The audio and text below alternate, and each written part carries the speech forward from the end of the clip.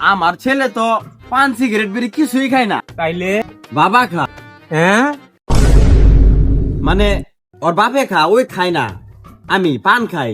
আমার যে ছেলে, আহা হা, সোনার টুকরা ছেলে। अच्छा আমার ছেলে মনে করুন ইনস্টাগ্রামে রিল বানা, ইউটিউবে, টিকটকে, না না না না, টিকটকে অত কামায় নাই, ফেসবুকে।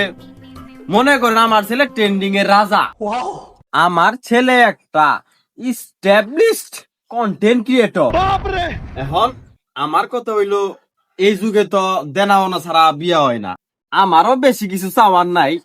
মনে করেন 1 মিলিয়ন আলা একটা ইউটিউব চ্যানেল লাগবো, 10 মিলিয়ন একটা ফেসবুক পেজ দেওয়া লাগবো অ্যাক্টিভ।